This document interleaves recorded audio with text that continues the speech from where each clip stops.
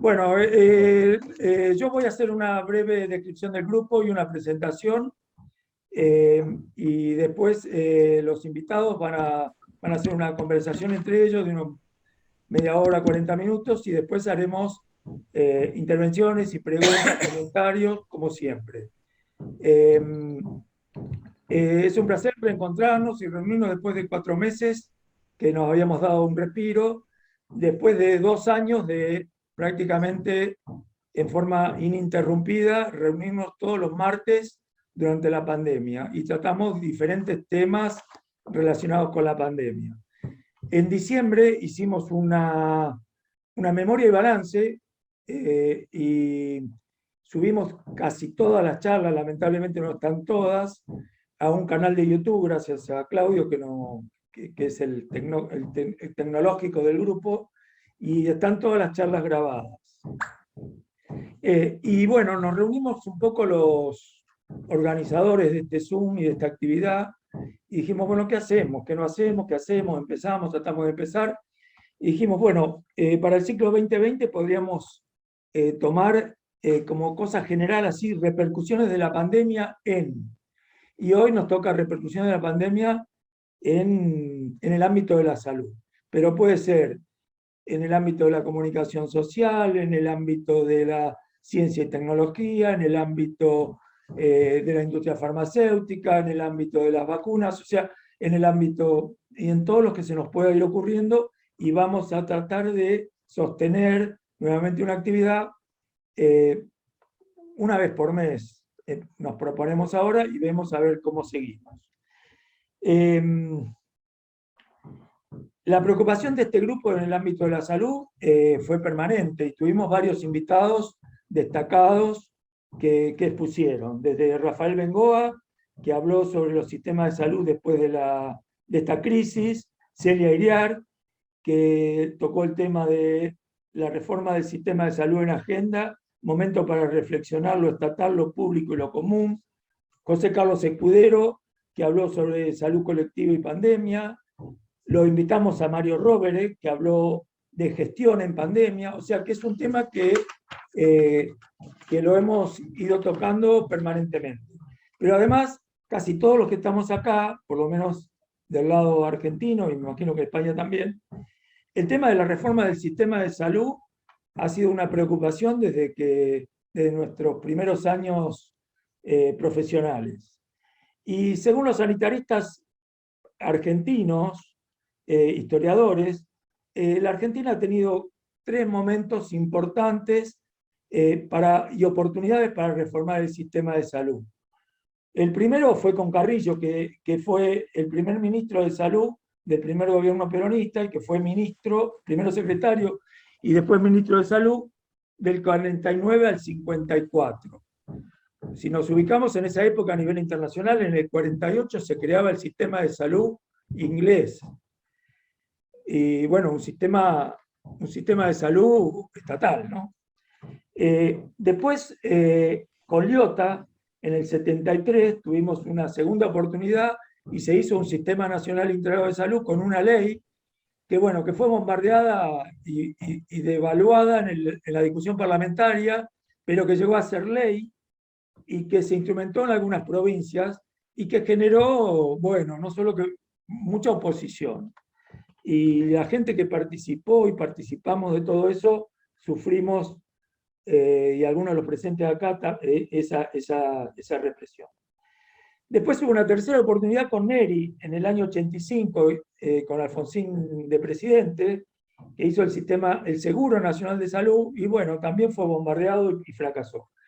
Y ahora con la pandemia se abriría una cuarta oportunidad. La crisis de la pandemia ha puesto muy en evidencia que recayó sobre la responsabilidad de la pandemia, cayó sobre el sistema público. Y el sistema público acá en la Argentina está muy cascoteado, muy devaluado desde muchos años atrás, pero respondió muy bien. Y respondió, yo creo que muy bien, pero bueno, lo vamos a ir viendo. Y resulta que un sector que integra la cartera sanitaria de la provincia de Buenos Aires, ha tomado este tema y con la consigna de la consigna Integrado. hacia un sistema integrado de salud, convocó a un congreso en Mar del Plata que se acaba de realizar, que había 15.000 inscriptos, que se presentaron 1.200 relatos y 800 experiencias de trabajo, y yo por un problema de trabajo estaba ahí. Y la verdad que estaba bastante perdido generacionalmente, bastante desubicado. Yo creo que el único médico canoso que andaba de zapatos ahí, salvo los organizadores, era yo. Era toda gente joven, y en eso me lo encuentro a Enrique, que es bastante más joven que yo, pero digo, uy, me tengo que abrazar de alguien, y me abracé de Enrique de preguntarle, ¿y esto qué es? Explícame un poco qué es esto. Y bueno, y Enrique me dijo, mirá, bueno, me dio una explicación corta porque ahí él acababa de Te presentar un encontraste libro con que se llama... Giglio, Carlos. No, con Giglio, sí, con Giglio, dije Enrique, con Giglio. Veiga, Kreplak y Veiga, le andábamos siempre juntos, por eso la Perfecto, confusión. perfecto. Me lo encontré a Giglio, sí. Que acaba de presentar un libro que se llama Integrado, que es una compilación de trabajos de salud de varios sanitaristas. Y entonces, bueno, me dice, Giglio me dice, mirá, a mí se me ocurrió que la explicación de qué es esto la podía dar al grupo en su conjunto. Y a él se le ocurrió que fuera un conversatorio con Enrique, y a ellos, a los dos, para mí son bastante indisolubles, los conozco desde el año 84, andaban siempre juntos, son unos luchadores por la salud pública, por la medicina social, formadores e integradores de luchas sanitarias y creadores de gremios. Bueno, y yo lo tengo que Enrique fue el fundador de la revista Salud, problema y debate. gracias, Salud, Problema y Debate. Pero yo creo que los dos lo integraban y los dos andaban con esta revista. Así que los conozco desde hace mucho. Entonces, bueno, pensé bueno, que el tema de qué está pasando con la salud y qué pasó con ese congreso, yo creo que es un tema que nos interesa a todos y por eso es la invitación. Así que Enrique y Giglio tienen la palabra. Yo había preparado otra cosa. Pero bueno, Pero bueno. a ver, yo lo No, que te digo, no, no. el título no dice qué pasó en el Congreso, sino qué está pasando con el sistema de salud. Y, Bien. y bueno, Bien, bien, bien. conversemos. Como bien dice Carlos, acá vamos a analizar un poco lo que es la Argentina. Ustedes saben que nosotros somos historicistas, pretendíamos ser del materialismo histórico, ahora somos memoriosos, pero le damos bola a la historia para poder explicar los procesos. Y sí, es muy pertinente pensar que en el 45 acá ocurre un gran acontecimiento sumamente controversial, que es la aparición de Juan Domingo Perón, que en vez de matar obreros y organizar la represión desde el Estado, sobre todo de los socialistas, anarquistas, comunistas que venían de Europa y a la vez, por supuesto, de todos los movimientos criollos de acá de la Argentina, el tipo decide que el Estado se hace cargo de la cuestión social y genera un proceso virtuoso con la clase trabajadora de organización, de distribución de la riqueza. La contrapartida en salud fue obviamente la enorme labor de Ramón Carrillo, que sin duda estaba encaminado a armar la infraestructura de un sistema nacional de salud, de un sistema único de salud, como lo queramos llamar, gigante, un médico que había conocido Europa, santiagueño, muere pobre, a pesar de haber sido la persona todavía que más metros cuadrados licitó en cuanto a hospitales, hace una tarea gigantesca, escribió mucho. Y él también usaba la palabra medicina social, que tanto nos gusta a los miembros de ALAMES. Enorme influencia. Y sobre todo hay que mencionar que Eva Perón, con una intuición notable, plantea una frase que para mí clarifica mucho, que es: donde hay una necesidad hay un derecho, dice Eva. Después Bobbio dice: donde hay una necesidad que técnicamente puede ser resuelta, se genera un derecho, pero me parece que donde hay una necesidad hay un derecho es un punto, una piedra basal de todo nuestro accionar en la Argentina. Bueno, el que quiera estudiar el peronismo, recomiendo, hay mucha literatura, la novela de Perón, Santa Evita, por ejemplo, está novelado, es muy interesante. La cuestión es que Perón, que al principio como era percibido como algo que detenía las revoluciones comunistas, pierde el apoyo de la Iglesia y de los militares, es derrocado en el 55. Toda la obra de Carrillo empieza a ser fragmentada. Por consejo de la OPS se produce un proceso de descentralización que pasa a los hospitales nacionales a las provincias y las provincias a los municipios, o sea, perdiéndose cierta unidad de comando que tenía el ministerio fundado por Perón. En ese periodo declara Raigambre desarrollista y pro-norteamericana, se desguazan también los ferrocarriles, aparece el transporte por carretera, por camión, y aparece un artefacto que es las obras sociales provinciales, o sea, todos los trabajadores, ya se sale del modelo financiado por rentas generales y aparece un modelo bismarckiano para las obras sociales provinciales, y cada obra social tiene su sistema de cobertura por el cual se financia la medicina privada, los consultorios privados, los sanatorios privados, imágenes, laboratorios, farmacia, todo, todo financiado desde un fondo creado socialmente, pero la apropiación de la renta esa pasa a mantener cierta fantasía de medicina liberal.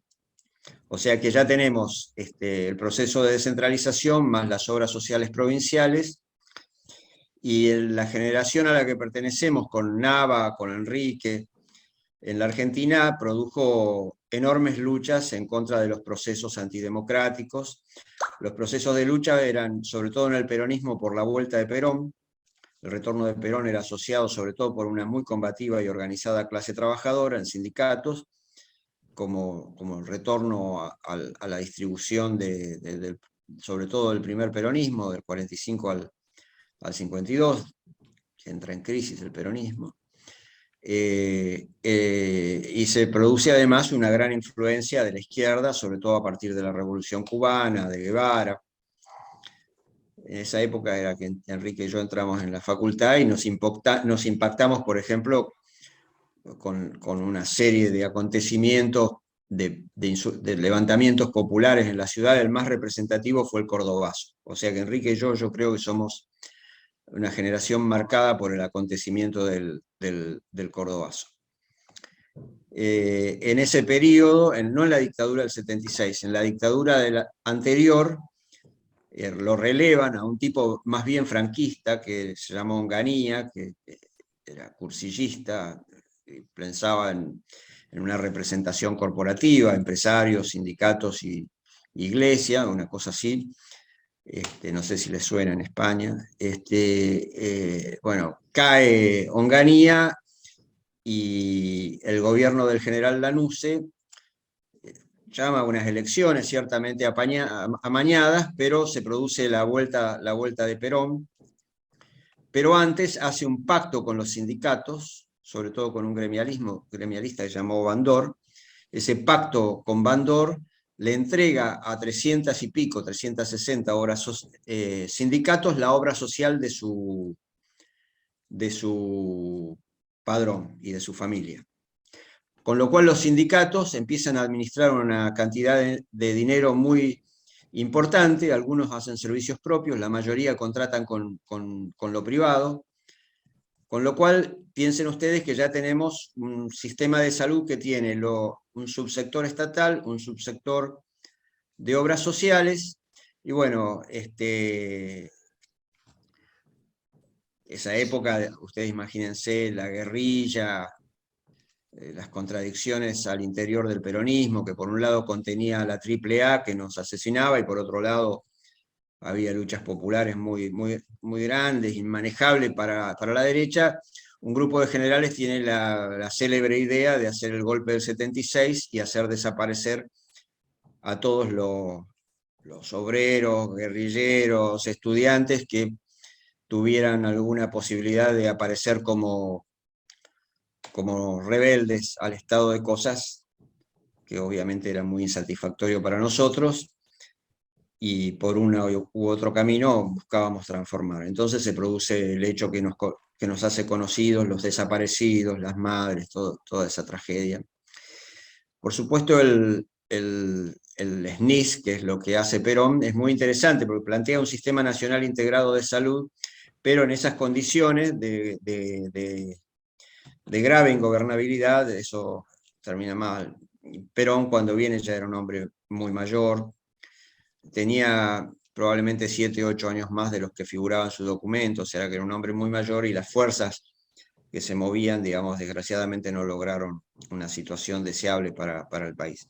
La dictadura, y lo que viene después, sigue favoreciendo los desarrollos, la misma inercia del capitalismo.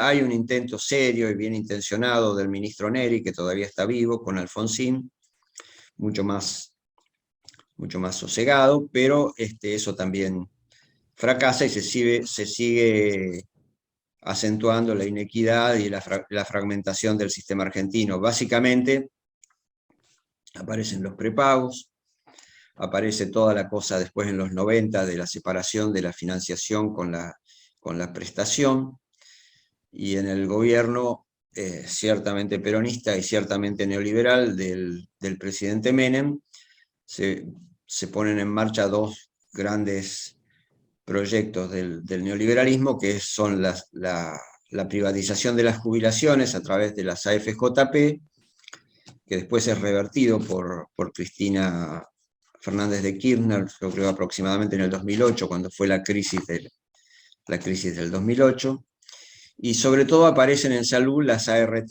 Aparece una ley de riesgo de trabajo que le da a las aseguradoras el manejo, llamémosle, del negocio de los accidentes y las enfermedades laborales.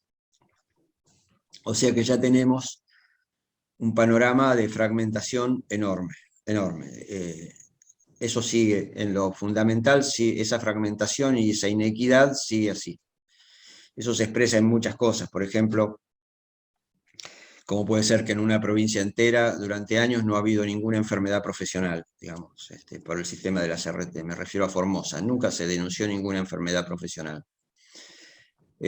O que haya diferencias entre obras sociales muy pobres, como puede ser la de la construcción, y obras sociales con muchos recursos, como la de los sectores techino, de industria más avanzada.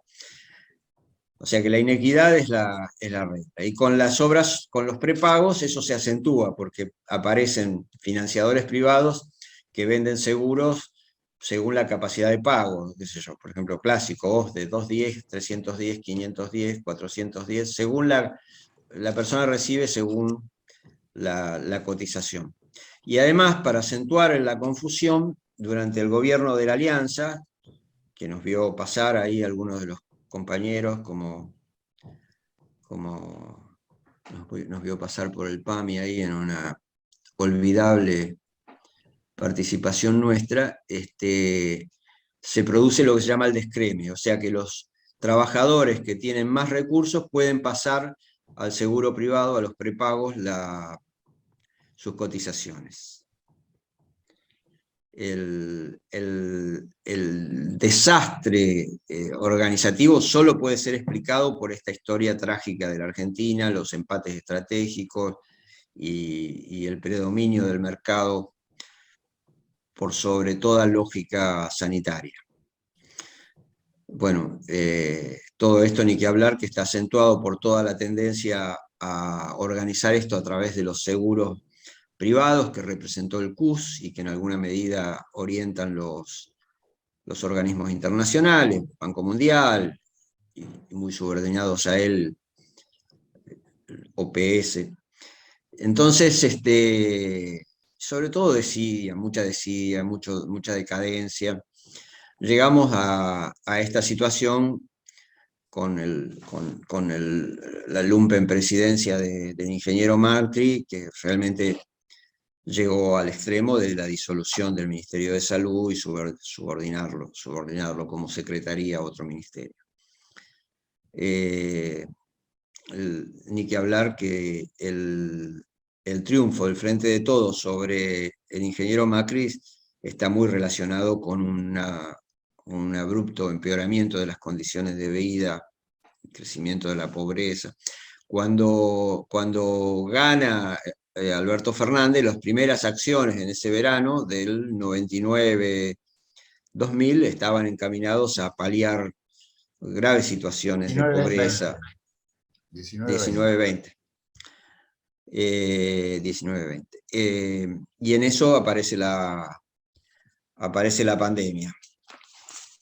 Aparece la pandemia, digamos, en términos de Badie sería un acontecimiento muy relevante, ¿no? Ya, por supuesto, cabalgando sobre una crisis de la hegemonía americana, con un mundo que generaba tensiones, básicamente las tensiones que conocemos entre China y Estados Unidos, y bueno, ahí aparece el acontecimiento de este COVID. Ahí estuve mirando, son más o menos unos 500 millones de casos, un poco más de 6 millones de fallecidos, y actualmente hay 4.500 millones de vacunados. O sea que en estos 2 años hubo un acontecimiento sanitario que uno no puede menos que pensar que ha sido sumamente relevante y que está marcando la agenda política y condicionando incluso la agenda geopolítica mundo. En nuestro país y en toda América Latina la epidemia pegó muy duramente. Nosotros hemos tenido unos 9 millones de casos, 128.000 muertos, más de 128.000 muertos en un país de 45 millones de habitantes. Bueno, y este gobierno nuevo, del que el hijo de Enrique es un personaje muy relevante, junto con una nueva generación de políticos que ha venido a la Argentina, también muy satanizados, llamados la Cámpora, pero no solamente la Cámpora, hay toda una nueva generación que viene muy impactado por el gobierno y por la muerte de Kirchner y por la acción de Cristina Fernández de Kirchner, que generó una especie de reactivación de la vida política. Entonces aparece una nueva generación de sanitaristas. La verdad que sería hipócrita no enorgullecerse de que algunos de los compañeros que ustedes mencionaron, José Carlos, Testa, Víctor Penchazade, Alicia Stolkiner, han tenido su influencia, incluso en alguna mínima medida hemos tenido nuestra influencia en ponerlos en contacto con el espíritu crítico de la medicina social latinoamericana. Esta generación joven que está gobernando la provincia de Buenos Aires se ha mostrado siempre muy inquieta, buscando bibliografía, buscando contacto. Recomiendo ver una película que ha filmado no Kreplak, sino el joven Nicolás Kreplak. Es muy reveladora de esto que estoy relatando y de las condiciones de inequidad y de falta de humanidad con las que se mueve el sistema de salud argentino. A mí lo que más me impacta... Está en YouTube, es la insubordinación de los privilegiados. ¿Por qué no lo escribís en el chat? Así lo pueden ver. Insubordinación de los privilegiados. Es un libro, es una película magnífica que refleja esto. A mí lo que más me impresiona de la situación es que en el medio de esta controversia China, donde nace la epidemia, con llamémosle política de COVID-0, con el aislamiento, con la cuarentena, con lo que fuera, logra contener la la pandemia, y hoy China tiene más o menos 1 millón de casos, 5.000 fallecidos, y tiene vacunado 1.249 millones de personas. En cambio, Estados Unidos ha tenido 81 millones de casos y se aproxima al millón de muertos, al millón de fallecidos. La proporción de vacunados es menor, son 219 millones de personas vacunadas.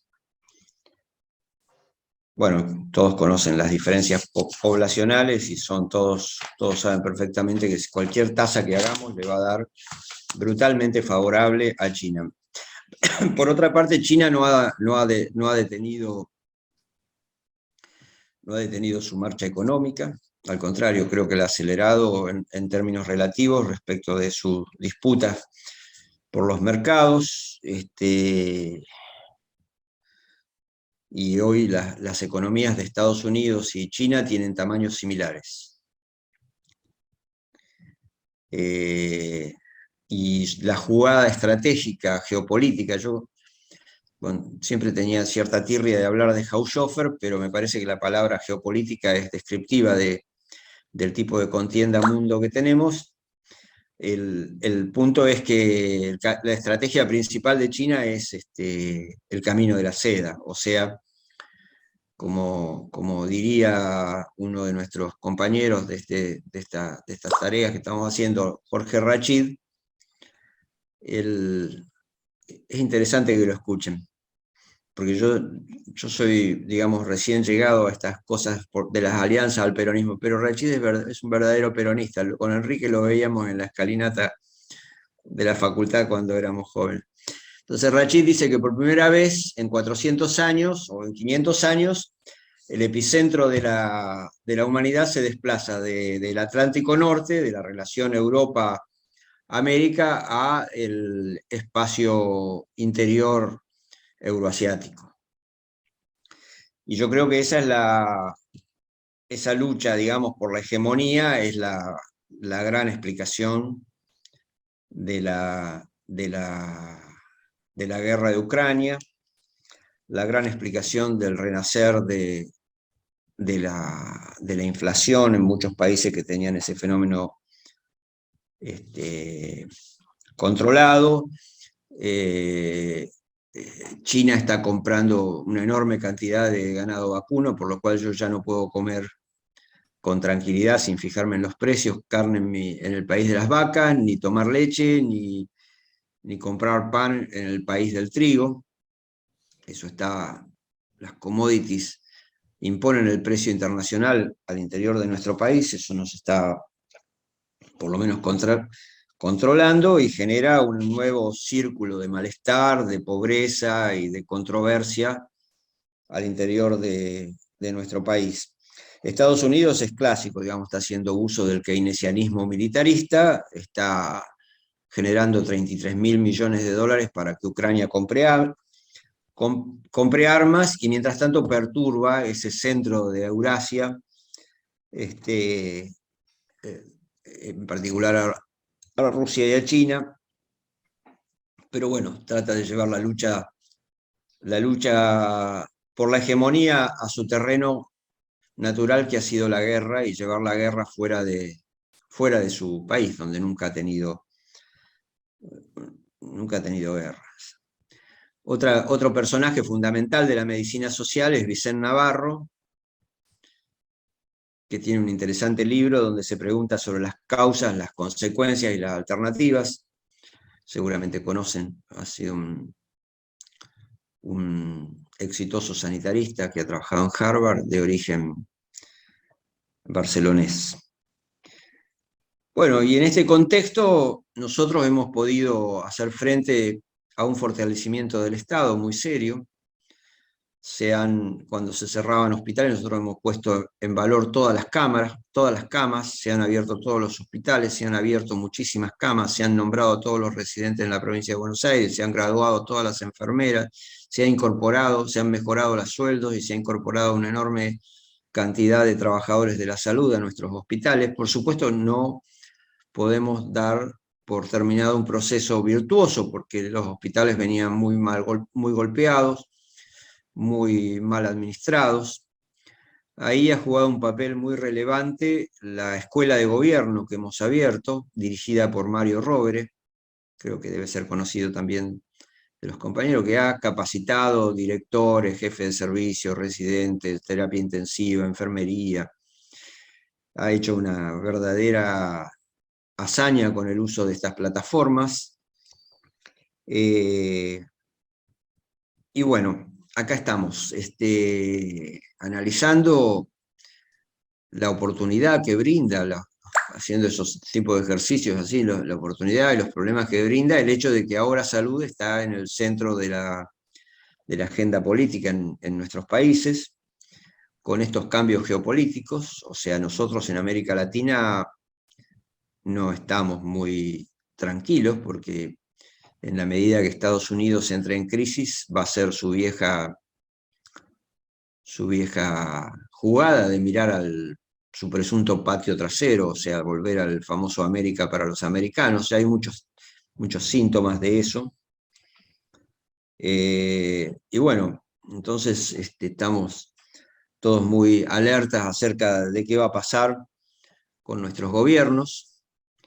Fíjense que todo hace pensar que la experiencia trumpista de Bolsonaro acá en Brasil está llegando a su fin, pero el hombre amenaza de que cualquier cosa que pase suspende las elecciones.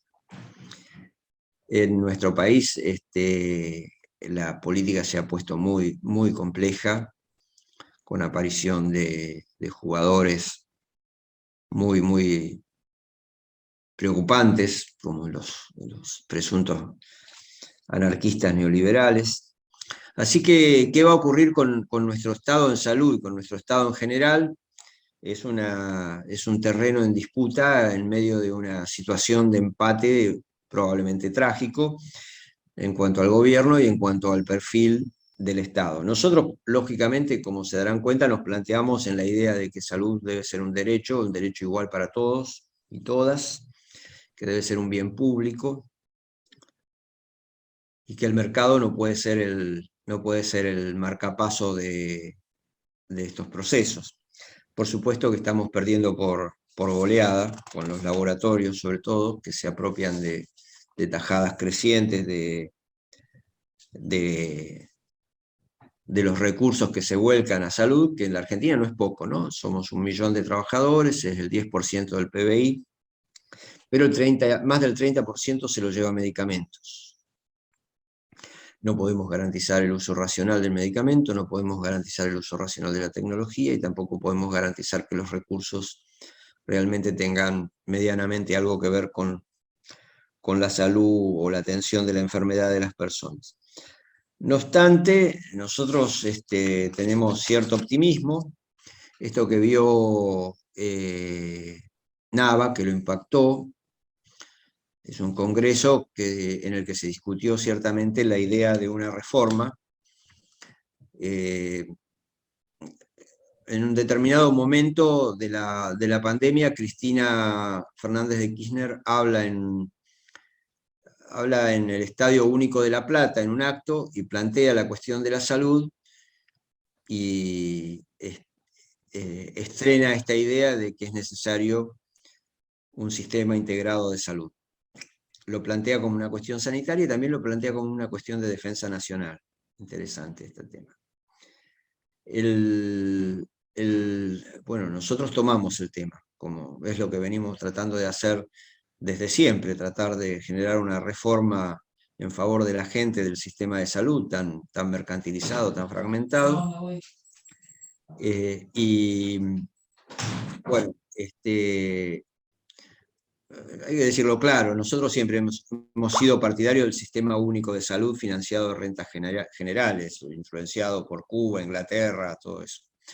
Pero la palabra integrado nos hizo reflexionar acerca de que abre una serie de dimensiones y visiones que hay que integrar. Digamos, hoy sería imposible plantear solamente en el terreno de la salud pública un sistema de salud. Hay que tener en cuenta las cuestiones de género, las cuestiones de la población LGTB, Nosotros hemos descubierto demasiado recientemente que hay una enorme población originaria que tiene sus prácticas, que tiene sus culturas, sus concepciones. Por supuesto, eso en Bolivia y en México y en Perú lo sabían desde siempre. Pero bueno, acá en la Argentina, ahora, recién en este censo, se está preguntando si uno tiene miembros de los pueblos originarios en la familia y si habla el idioma. Son más de 36 los pueblos originarios que hay en Argentina y no siempre han tenido el reconocimiento, han sido simplemente arrasados en la conquista del presunto desierto. Entonces ahora nosotros tenemos que tener en cuenta ese tema. Por ejemplo, en el libro que menciona Nava, se nos creó una situación, estábamos con esa tensión, que cuántas páginas, qué sé yo, cuánto costo, cuánto podemos. Entonces los compañeros mapuche piden escribir su capítulo en mapuzungún, en la lengua originaria. El pensamiento normal era, pero no, si no podemos tener tantas páginas, no vamos a poder pagar. No, dígale que no, doctor, me dijo mi secretaria. Y yo creo que en una buena intuición tomé la resolución de que no podemos recortar lo que sea, pero si los compañeros de los pueblos originarios piden que sea en mapuzungún, tenemos que escribir lo que ellos nos pidan en mapuzungún, desde el lenguaje de la tierra de los mapuches. Así que hemos incorporado muchas dimensiones, la dimensión de los que plantean que la informática es una oportunidad. Hemos hecho algunos análisis mundo en base a algunos compañeros que manejan ese mundo de la filosofía y del conocimiento de las tendencias ideológicas. Sobre todo hemos puesto mucho énfasis en el tema de salud mental, donde todavía no está completado acá ningún proceso de desmanicomialización y la irracionalidad sigue reinando. Y también hemos puesto mucho el acento en la participación popular. Nosotros pensamos que Enrique tiene anécdotas muy deliciosas acerca del SNIS, por ejemplo, ¿no? Por más poder que tenga un dirigente, si no tiene, en las condiciones nuestras, si nosotros no logramos arraigarlo en el sentido común de los sectores populares, no vamos a poder, pensamos que no vamos a poder avanzar.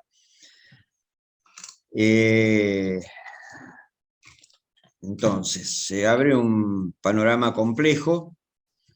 El panorama latinoamericano también es interesante, o sea, tan rebeldes nuestros países. Nosotros el año próximo, paso el aviso, en julio del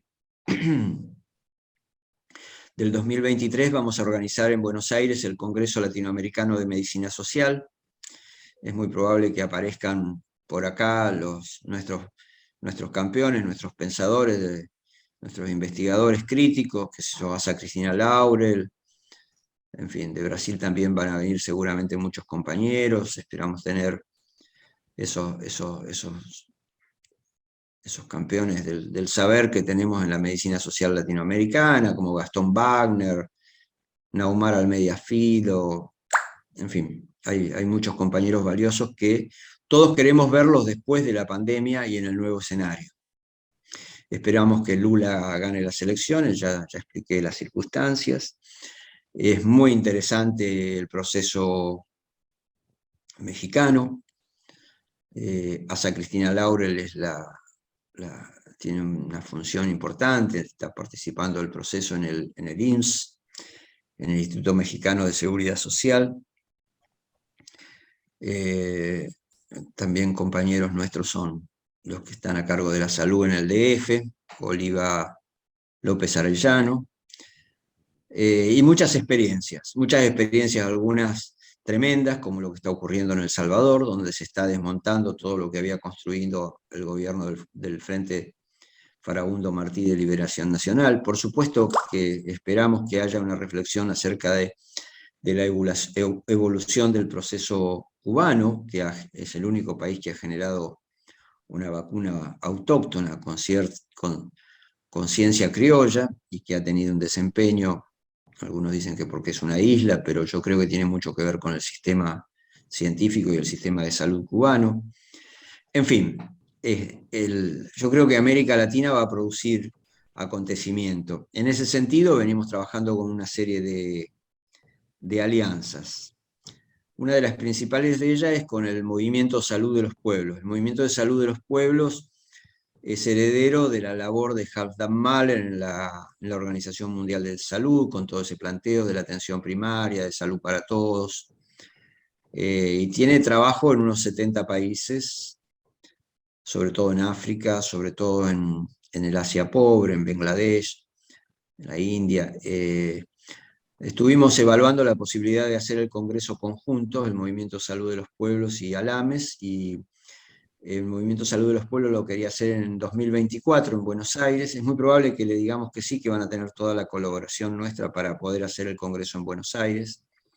Buenos Aires hoy es un destino, fruto de nuestra crisis, es un destino accesible económicamente para mucha gente. Y también venimos trabajando, lógicamente, con Claxo.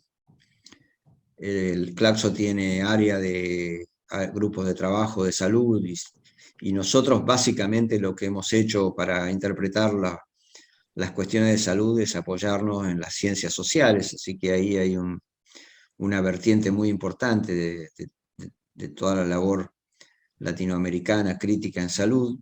En junio va a ser en México el próximo encuentro de Claxo.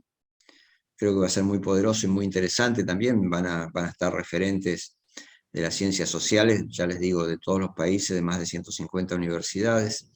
También tenemos mucha esperanza y mucho vínculo con el movimiento brasilero, sobre todo con los compañeros de CEBES y de Abrasco, también de CONASEMS. CONASEMS es la Comisión Nacional de Secretarios Municipales de Salud. Abrasco es la Asociación Brasilera de Salud Colectiva y CEBES es el Centro de Estudios Brasileños en Salud. Todos ellos son realmente muy poderosos y han logrado en su momento construir el proyecto del Sistema Único de Salud del subbrasilero, que nunca pudo completarse por razones de las crisis latinoamericanas, pero que es un proyecto extraordinario. Y bueno, tenemos mucha esperanza de procesos como el de Chile. La constituyente chilena en estos días ha presentado sus formulaciones para salud, que son muy transformadoras. Entiendo yo que liquidan toda la experiencia neoliberal chilena, que se presentó como exitosa y de cuyos intelectuales y mentores hemos tenido que recibir millones de instrucciones acerca de cómo proceder. Lo mismo en Colombia. Existe una muy buena posibilidad de que las elecciones la gane Petro, que también tiene en su programa transformaciones de ese imperio del neoliberalismo en medio de la más grande tragedia humana, que es Colombia. O sea que América Latina está rebelde, está en lucha, está en nuestros países, hay mucha lucha, y salud está presente, digamos, en esa rebeldía latinoamericana. El Movimiento Salud de los Pueblos, que tiene tanto trabajo en África, ya se ha trasladado a Colombia su secretariado, su presidencia, en un compañero, Román Vega. Yo creo que esta idea es que América Latina está en lucha. Y bueno, ahí estamos, lidiando con la idea de la reforma por un sistema nacional integrado de salud. No lo vemos ya como una ley, no lo vemos como la construcción de un sistema ya terminado cuyo modelo podamos presentar, sino que lo vemos como un proceso, probablemente para la generación que viene, probablemente para años, porque las obras sociales sindicales tienen ese doble carácter, digamos. Por un lado fue fragmentador, pero por otro lado son conquistas también de los trabajadores, tienen una acumulación ahí, hay que encontrar la vuelta a eso. Y la base sobre la cual estamos discutiendo con los sindicatos, sobre todo sindicatos de nuevo tipo, con jóvenes que están apareciendo crecientemente, hay un relevo generacional. Yo creo que vamos a encontrar la forma para esta integración virtuosa que pueda hacer frente, por ejemplo, a todo lo que viene de la industria farmacéutica, que atrás tiene los fondos buitres y que nos impone precios que no tienen nada que ver con los costos y que además nos impone racionalidades del modelo médico hegemónico centrado en la farmacología, que no es exactamente lo que nosotros queremos impulsar. Nosotros queremos hacer un proyecto mucho más de promoción, de prevención de la salud, que registre que la mitad de nuestros niños padecen obesidad, y ahí apostamos más a la actividad física que a los medicamentos y a la visión comunitaria de la atención primaria. Estamos avanzando también en una reforma muy importante de la forma de enseñar medicina, tratando de romper con la visión flexneriana de física, química, anatomía, tan biologicista ella y tan funcional los médicos producidos por nuestra universidad al mercado, su lapicera tan funcional al mercado, y estamos trabajando en varias universidades con un nuevo modelo, impulsado lógicamente por McMaster, pero también por Wang Xochimilco, digamos, una forma de enseñar donde la práctica comunitaria sea desde el principio, sea temprana, donde el aprendizaje sea basado en problema y no en la clase del profesor, donde los estudiantes aprendan a estudiar, a investigar y no a memorizar. Eso está ocurriendo ya en la Universidad de La Matanza, en la Universidad de Rosario, en la Universidad de Mar del Plata, en la de Bahía Blanca, en la Universidad del Centro de Buenos Aires. Hay una reforma en la metodología, en la currícula de la universidad, innovada, muy interesante, y en estos días vamos a abrir la carrera de medicina en la Universidad de José C. Paz, que es un lugar muy, muy pobre y muy extremo del Gran Buenos Aires, y hemos tenido la grata sorpresa de que hemos abierto con nuestro criterio de ingreso irrestricto, y hay unos 2.000 jóvenes que vienen a estudiar medicina, que se suman a los de enfermería, a los de trabajo social y otras carreras vinculadas. Y el espíritu con el que nosotros abrimos esta nueva experiencia de formación en el pregrado tiene que ver con esta idea de que necesitamos nuevos profesionales y nuevas conciencias para la reforma que estamos impulsando. Lógicamente estamos muy intensos en la búsqueda de acuerdos y debates en este sentido con los actores sociales, con los llamados movimientos sociales. Ustedes saben que en la Argentina los trabajadores de la economía popular se encuentran muy organizados. Pueden mirar, por ejemplo, el 1 de mayo hubo una movilización gigantesca reclamando que registremos que existe en la economía popular, por lo menos en 9 provincias, más trabajadores en la economía popular que en el trabajo formal. Todo esto hay toda una serie de reivindicaciones y de luchas a las que queremos ir al encuentro. Ya mencioné los nuevos sindicatos, pero bueno, hay toda una gran movilización que yo percibo en la profundidad de la política argentina, también latinoamericana, y no hay garantía, pero hay una sopa biológica sumamente interesante. Yo terminaría acá porque me parece que me he extendido mucho, ¿no? ¿Qué decís, Carlos? No, sí, está bien. No sé cómo lo tenías pensado, si Enrique, ¿querés aportar algo ahora o vas a hablar después en el No, debate? la verdad que no sé, porque no tenía una cosa muy preparada, lo charlaba con Giglio. Así que me parece que mejor abramos y yo por ahí picoteo y agrego algunas cosas luego. Bueno, voy a abrir yo, a ver, con este privilegio de ser el que coordina. Yo tengo una pregunta para hacerle a los dos. La derecha, cuando quiere hacer reformas, siempre encuentra una pequeña cosa que cambia todo. Las obras sociales, lo que acá en la Argentina se llamó el descreme, que fue que las obras sociales tienen un sistema solidario donde todos aportan para todo, los sueldos más altos con los sueldos más chicos. Explico esto para los de España, ¿no? Los sueldos más altos aportan un porcentaje, los sueldos más chicos también, como es un porcentaje, va para todos, y las prestaciones de salud se dan para todos.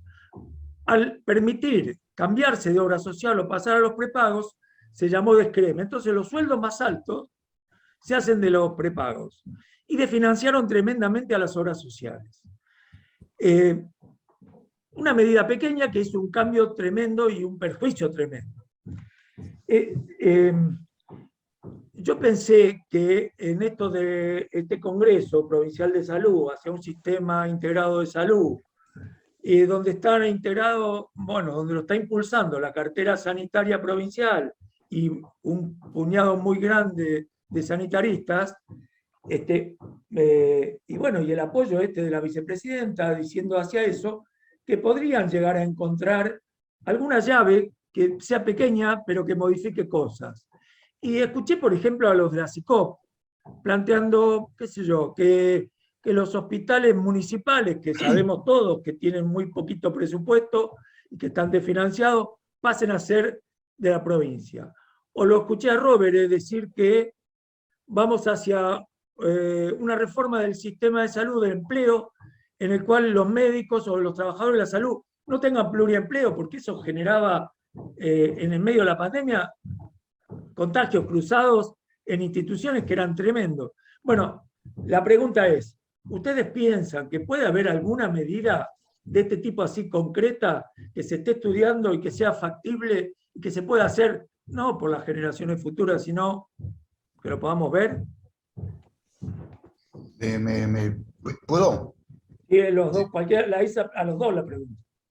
Y como Giglio Empiezo. habló, Sí, tenés empiezo. prioridad vos, Enrique. Después Giglio. Primero ahí la estoy viendo a Claudia. Hola Claudia, tanto tiempo. Algunas cosas que quería contar. Yo creo que el problema fundamental es una cuestión cultural, ideológica en términos más generales. En la medida en que no ganemos o no demos esa pelea, va a ser muy difícil cualquier tipo de transformación. Lo que vos decís acerca de las facilidades que tiene la derecha es cierto, porque lo maneja, por un lado, en términos de guita, y por otro lado, porque tiene ganado la cabeza. El asunto de que los dirigentes sindicales son todos corruptos, que la guita que van a parar ahí a las obras sociales se la fuman, y entonces las prestaciones que yo podría tener porque gano un sueldo alto son inferiores, es decir, el desarrollo, el individualismo y no la pelea por mejorar la organización que tenés, ganó la cabeza. Y la gente que se pasó de una obra social con su sueldo a una prepaga, minga que la vas a hacer volver, por lo menos en su mayoría. La anécdota que contaba Giglio, yo estaba de asesor en el Congreso, del diputado Macaluce, en la Comisión de Salud, y estábamos discutiendo el tema de las obras sociales. Estoy hablando del 2001, antes del quilombo. Y uno de los diputados era Saúl Querido Ubaldini. Y entonces, ahí en una reunión de asesores, cuenta el tema del SNIS. Cuenta varias cosas y dice, nos querían sacar las obras sociales. Tuvimos que hacerle un paro al general para impedirlo. Efectivamente, la CGT convocó e hizo un paro en el 73, que fue lo que le metió un freno de mano a este proyecto y solamente en algunas provincias se empleó. Otra de estos días, el movimiento de los trabajadores no formales, una de las corrientes es plantear crear una gran obra social. El planteo es tener su obra social para que puedan, si no la lucha por fortalecer el hospital público, no, queremos una obra social. No todos, ¿no? Pero hay una cosa encaminada a desarrollar esto. Entonces, los cambios que nosotros estamos planteando en el sentido de mayor igualdad, de un sistema para todos, de equidad, esto de que se engloba con una cosa desmercantilizada, poner el centro en el trabajo humano y no en fin, todas estas cosas que explicamos,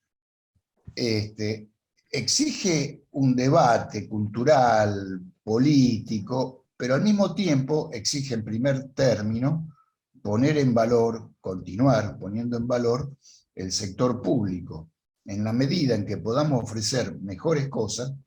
Y esto es un problema grave porque también implica la participación de los trabajadores del sistema público, muchos de los cuales están desmotivados, muchos de los cuales van, tocan, firman y se rajan apenas pueden, de los hospitales para ir a laburar al sector privado donde sacan más guita.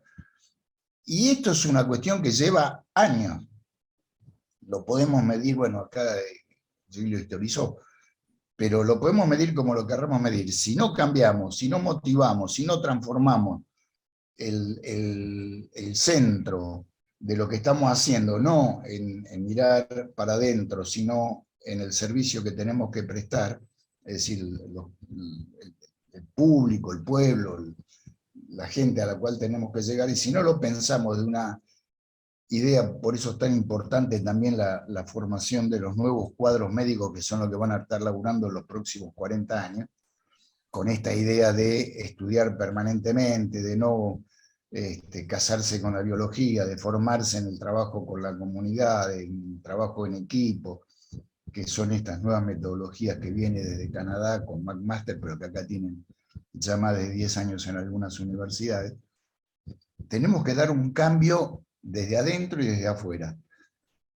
¿Cuál es, aprovechando un poco lo que vos planteabas, cuál es la cosa que sí podemos ir haciendo en la integración? Y, qué sé yo, todo el tema de la informática. En toda la pandemia, una de las cosas que funcionó, por lo menos en la provincia, era la mesa de situación, que sabía cuántas camas de terapia intensiva estaban libres, cuántas ocupadas, ya sea y todas las clínicas y todos los hospitales informaban. Entonces vos tenías un comando único que decía, podemos derivar acá, podemos derivar allá, y por ahí yo soy un observador privilegiado, ¿no? Porque hablo con Nicolás y me cuenta más o menos algunas de las cosas que están pergeneando, y entonces de oído me entero. Dice, bueno, avancemos por acá. Yo quiero saber que la ambulancia que a las 6 de la tarde toca pito en la segunda Rivadavia, que dice que lleva a un infartado, un presunto infartado, y que va al San Juan de Dios, va a ser atendido en un shock room. Y si no lo tienen listo, digo, no, llévenlo al Posada, o crucen enfrente que está la Trinidad. Sí, esta cosa, que aparentemente no tendría enemigos, en el sentido, aparentemente, ¿no? Porque si vos tenés una transparencia de qué es lo que tenés y qué es lo que no tenés, podés impedir la sobrefacturación, por ejemplo. Pero bueno, que tendría posibles o pocos enemigos, podría ser un camino para empezar a integrar desde la informática. Lo mismo la historia clínica única, digitalizada. Son cosas en las cuales se pueden empezar a hacer más que deseos, algunas cuestiones de realidad. Y luego el fortalecimiento del sector público. Esto es lo que va a ser, digamos, para mí, ¿no? La piedra de toque. Por ahí tenemos que andar. Es un cambio cultural, es un cambio político, es un cambio de mostrar, digamos, efectividades. Y creo que, por lo menos a mí no se me ocurre. Es decir, vamos por acá, volvamos por atrás con el descreme. Me parece que generaría más quilombo, porque los sectores medios que están acostumbrados a la mejor hotelería de OSDE no van a querer volver a UP. Entonces, a ver, me parece que por ahí habría que transitar. Respecto a lo que dijiste de OSDE y de la hotelería, todos vimos el susto que tenía Velocopit en las televisiones, que aparecía, no sé si drogado o qué, pero estaba asustadísimo porque sabe que tiene más afiliados que sistema de prestación para darle prestaciones a ellos. Así es. Y aquí en las grandes ciudades y mucho más en el interior. Y que en el fondo sus afiliados iban a tener que atenderse en los hospitales. Pero parece que que él es el que es consciente de eso. Eso es una punta también desde la regulación para modificar cosas, ¿o no? ¿No lo ven así? Gilio está levantando la Mira, mano. Volocopite es un personaje muy interesante, porque él tiene financiación y tiene prestación también. También tiene campo y también tiene canales de Perdón, TV. Es un Giglio, capitalista. explica un poquito quién es el Velocopite Volocopite. es el presidente de la prepaga más grande, el dueño de la prepaga más Sí. grande del país. Las prepagas privadas tienen distintos perfiles. Algunas son hasta incluso sociedades sin fines de lucro, cosa que mucho no creemos, pero esta Volocopite es un patrón capitalista clásico que pone la cara y que explica lo que le está pasando y lo que pide, lo que exige. O sea, es un personaje muy interesante. Es uno de los dueños de los prepagos más grandes. También dueño de tierra y dueño de televisoras, ¿viste? Esa es una de esas. Y durante la pandemia el tipo apareció desesperado pidiendo la cooperación con el Estado, y lo que pasaba era que estaba absolutamente sobrevendido, pasaba por los sanatorios, veía las necesidades de la terapia intensiva desbordada, y muchos de sus afiliados estaban en el hospital público. Durante un largo periodo tuvo afiliados en el hospital Levita de Lanús, a los que no podía trasladar a su sanatorio porque no estaba todo, el sector privado estaba colapsado. Nosotros en ese sentido, por ejemplo, yo en la obra social de la provincia de Buenos Aires, nosotros no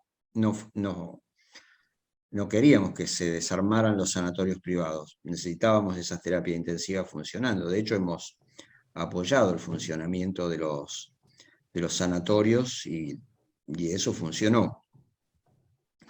Otro aspecto, digamos, de la integración muy importante fue, en el caso de IOMA, nosotros participamos con el Ministerio de Salud, siempre han estado muy separados en la provincia de Buenos Aires, que es como un país, el Ministerio, lo público y la seguridad social, en este caso también es del sector público. Nosotros hicimos juntos la campaña de vacunación. Nosotros contratamos 1.700 agentes, fuimos muy complementarios con la provincia en la campaña de vacunación. Y la campaña de vacunación la hicimos en los sindicatos, sobre todo en el sindicato de maestros. Entonces ahí yo encuentro un espacio que fue de cooperación, que fue muy, muy virtuoso entre las camas privadas, los sindicatos, la obra social y la dirección, la conducción del Ministerio de Salud de la provincia de Buenos Aires. Ahí yo percibí un ejemplo de integración en la que todo el mundo era ganador. En principio, además, la gente que estaba bajo la amenaza de la pandemia. Mario Rovere ha señalado muchas veces que nosotros, en las crisis que hemos tenido, en las hiperinflaciones, en el 2001, el Estado es el que sale a responder, y esto volvió a ocurrir. El Estado sale a ser la principal respuesta ante las emergencias, y después se retrae y vuelve todo a la normalidad.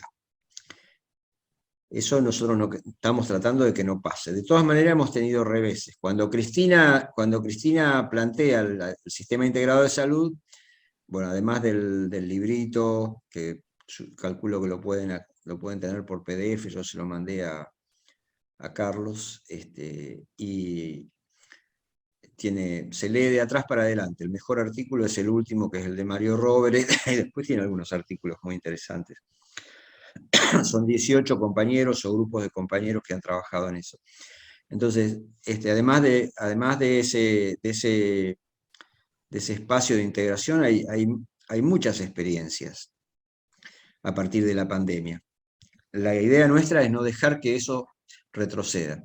En principio, después que Cristina plantea el sistema integrado, y aparecen algunas situaciones. Por ejemplo, los prepagos y algunos sindicatos salen corriendo a decir al presidente que no quieren cambios. Eso ocurrió. La otra cuestión que yo diría es que toda la reforma neoliberal, toda la reforma liberal que nos ha llevado a este pantano en el que estamos, en esta fragmentación, inequidad, dilapidación de recursos, etcétera, etcétera, mal pago, todos los médicos van mal pago, trabajando en múltiples empleos, todo este caos que tenemos. Yo creo que el pluriempleo es una de las resultantes más desagradables que tenemos en este sentido.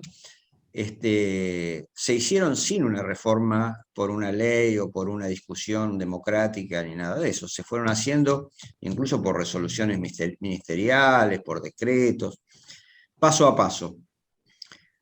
Y yo creo que nosotros estamos también condenados, porque ellos no pudieron pasar la reforma del CUS en los 4 años del macrismo. La reforma de pasarle toda la salud a los seguros privados no pudo ocurrir. Y terminó en unos pequeños casos así que quisieron hacer en Mendoza, pero no pasó a mayores. O sea, que el pantano es para nosotros, pero también es para ellos. Entonces, la pregunta nuestra es cómo vamos generando la masa crítica. La provincia de Buenos Aires no es poco.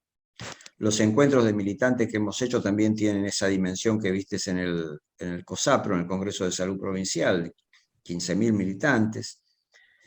Y en el COSAPRO hubo una cosa muy interesante, que hubo unos 110 intendentes que firmaron el acuerdo pidiendo la integración de los sistemas y demás. En la provincia de Buenos Aires el tema también tiene historia. Hay muchos pueblos pequeños donde solo está el Estado, hay un hospital único efector, y todos se sienten muy amenazados por el avance de los medicamentos como el Spinraza, todos los medicamentos estos de costos exorbitantes que nos imponen a través de amparos, de la judicialización. Entonces toda esta problemática está causando también una alarma y una amenaza a las obras sociales y a los municipios. Y bueno, en este berenjenal estamos. Y bueno, yo recomendaría la lectura del último capítulo del libro, que es de Mario Rogre, que me parece que es bastante revelador al respecto. Juan. Está muy bien que levantes la mano, Juan, y recomiendo a todos que, como ya son 2 pantallas, que si alguien quiere hablar o hacer una pregunta, levante la mano. Ahora está Juan Manuel Nava. No, yo quería pedir una cosa. Yo creo que Manolo, que es el que más está introducido en el lenguaje argentino, igual se quedó colgado de minga, se rajan, se la fuma, sacar guita. Pero bueno, habrás incorporado algunas cosas. Pero aparte de esta broma, bueno, yo diría que por ejemplo, y Quilombo, Juan. no, pero Quilombo es muy conocido, pero bueno, algunas, bueno, nuevas no, pero yo nuevas, por ejemplo, para mí, que vivo hace 40 años aquí, es el CUS, el COSOPAN que tú dices, digan un poco menos siglas y más qué es cada cosa. Idioma, por ejemplo, la gente no sabe, bueno, los de aquí nadie sabe qué es. Bueno, es simplemente esto. Yo nada más, es muy interesante la discusión y la charla esta que se está teniendo, y no digo nada más. Estoy aprendiendo mucho. Lo difícil que es. El IOMA es el Instituto de Obras Médico Asistencial de la provincia de Buenos Aires. Es la obra social de la provincia de Buenos Aires y Giglio integra el directorio. Y Enrique es una obra social de 2 millones de afiliados, que son los judiciales, maestros, policías, municipales, todos los empleados públicos de la provincia de Buenos Aires. Y el CUS era la Cobertura Universal de Salud, que es la iniciativa del Banco Mundial, que era el caballito de batalla de la reforma neoliberal que impulsaba Macri. Digamos, la sigla es engañosa, Cobertura Universal de Salud mueve a simpatía, pero era entregarle la salud a los seguros privados, como ocurrió con el mundo de los riesgos del trabajo, con las ART, que eran aseguradoras del riesgo de trabajo, quiere decir, esas siglas. Y el lunfardo, vos sabés, Juan, qué difícil que es sacarnos el lunfardo. No, eso lo sé. No, pero yo recuerdo que hay un grupo de gente de aquí que por ahí, si quieren preguntar, pregunten, y si no entienden algo, también, porque si no queda como que hay una jerga que la gente no conoce. Hay mucha gente desde Barcelona. Nada, esto solo es una aclaración. Yo me había preparado, disculpen, yo me había preparado 1 o 2 párrafos de un tango en la presentación y se me pasó. Pero es, seguramente que El alguno lo lunfardo. conoce mejor que yo, pero es uno. Y dice así: uno busca lleno de esperanzas el camino que los sueños prometieron a sus ansias. Sabe que la lucha es cruel y es mucha, pero lucha y se desangra por la fe que lo empecina. Y yo creo que a muchos de nosotros nos pasa esto con la salud pública.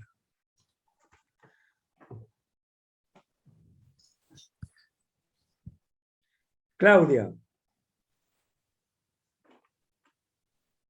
Bueno, volviendo un poco, gracias por el tango, a lo que decía Enrique.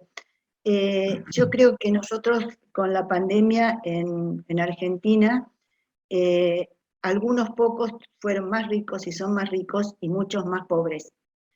Y en esto, ¿cómo valorizamos alguna cosa? Y yo creo que lo que se puede valorizar es el rol del Estado.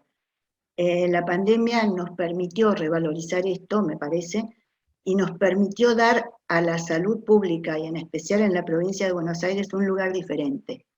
Y esto es lo que decía Enrique, de cosas que se han hecho, y me parece que desde los lugares, desde los hospitales, y los hospitales, aunque sean más chicos, y del conurbano, que es lo que rodea a la capital federal, que les cuento a los colegas y compañeros de otro lado, esto ha tenido mucho trabajo y mucha valorización. Y a mí me gustaría que alguna de las compañeras que está acá de los hospitales, como Palmira, cuente algo de lo que se puede hacer y cómo se puede eso mantener, que yo creo que es apropiarnos de esta revalorización y ver cómo seguimos con esto. Esa era lo que quería decir.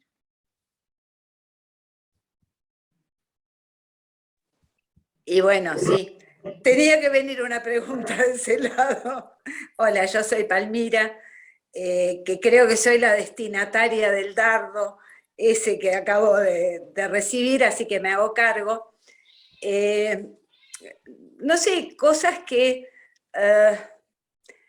tal vez a nosotros nos parecen cotidianas, de las que se estuvo hablando, la formación de las salas de situación, que fue una iniciativa de la provincia, fue un trabajo terrible, a rajatabla, con la evolución permanente del número de camas para no colapsar. Nosotros hoy podemos decir, pese a haber recibido hospitales destrozados y además con condiciones edilicias que no permitían un manejo adecuado de la pandemia, no solo no colapsamos, sino que además tampoco tuvimos que enfrentarnos al dilema de la última cama.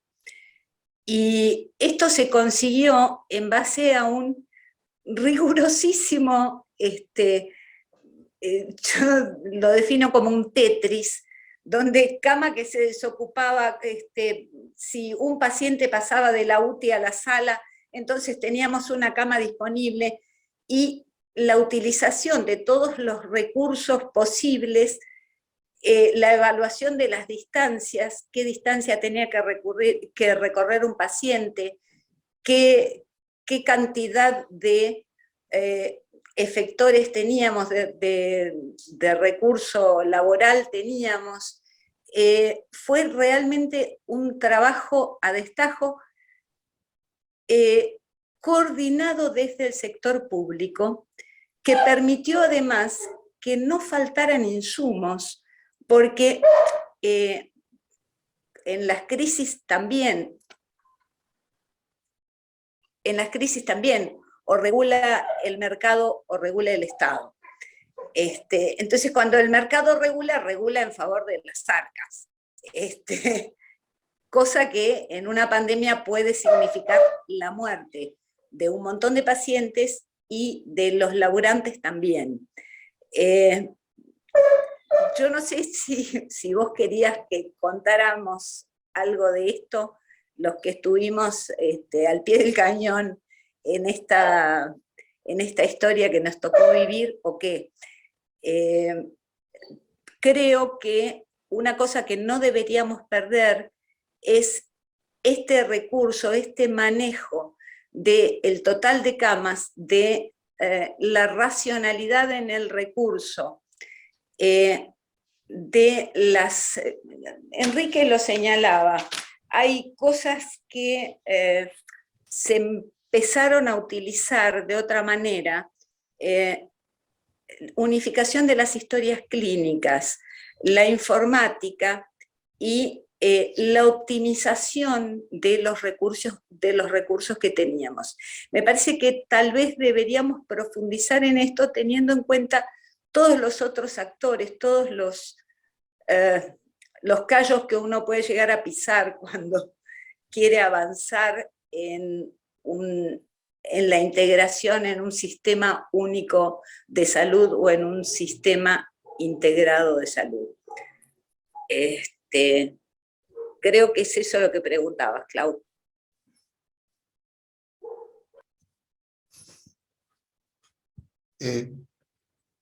¿Puedo?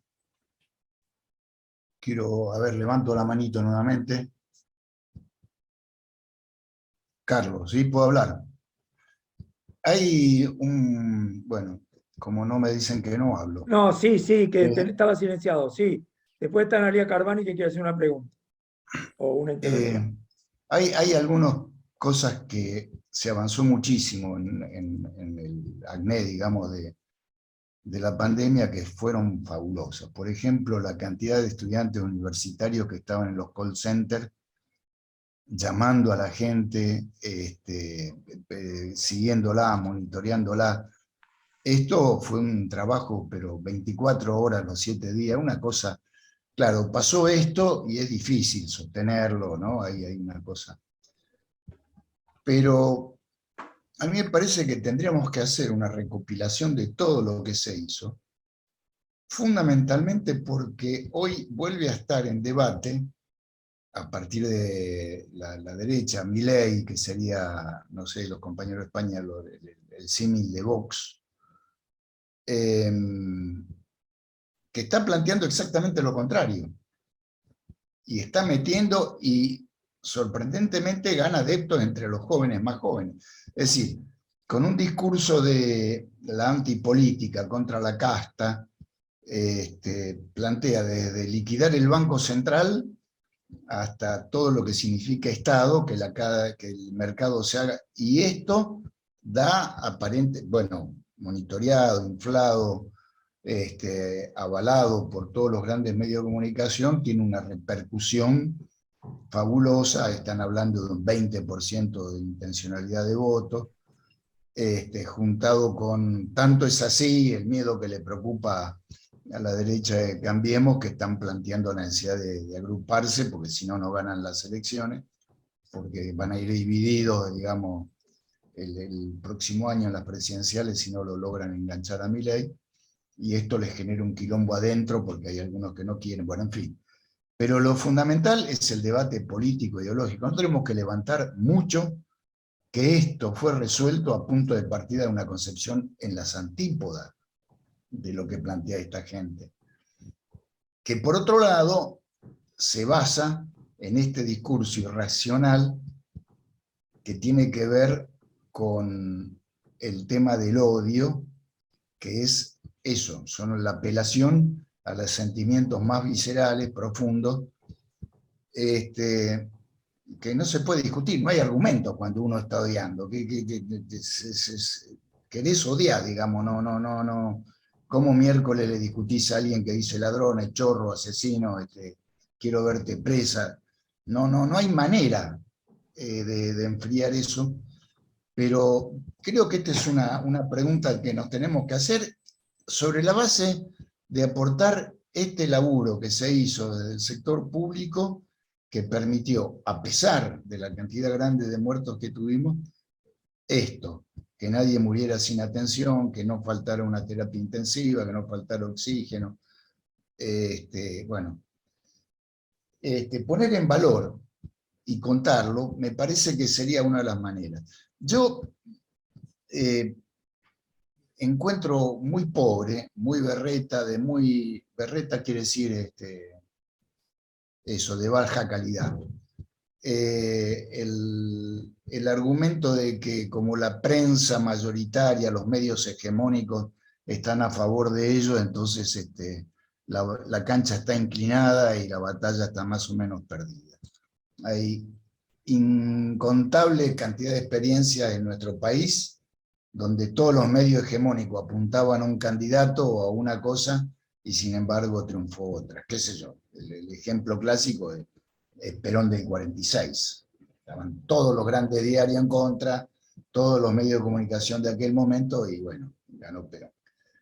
Me parece que tenemos que sintonizar con las necesidades de la gente, plantear desde lo que hemos hecho y de lo que tenemos que proponer para ganar el corazón.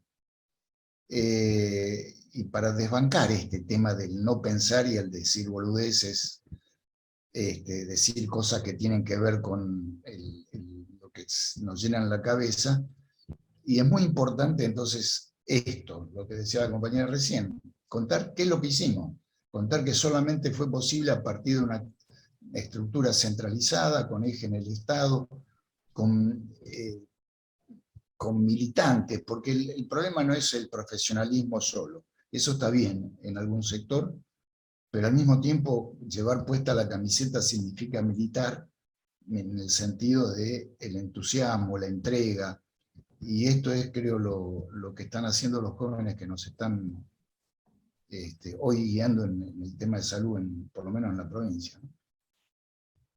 Analía.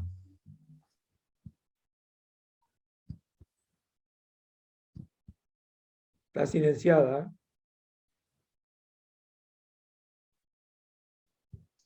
Hola, yo soy médica de un hospital del conurbano también, coincido con lo que dijeron Claudia y Palmira, sobre bueno, el rol que tuvo el hospital público en el estado en el que estaba en diciembre del 2019, y bueno, y la obra realmente que se hizo, que fue muy importante.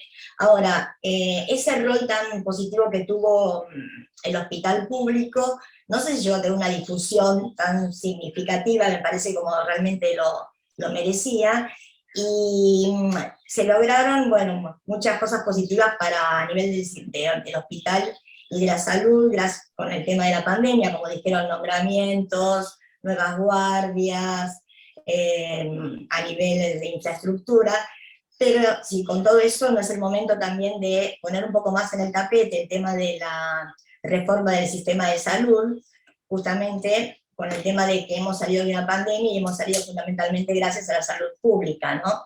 Entonces, bueno, ahora se hizo este congreso, pero no sé si hay una difusión y si a la gente le interesa realmente este tema. Eso es, digamos, algo que yo me planteo.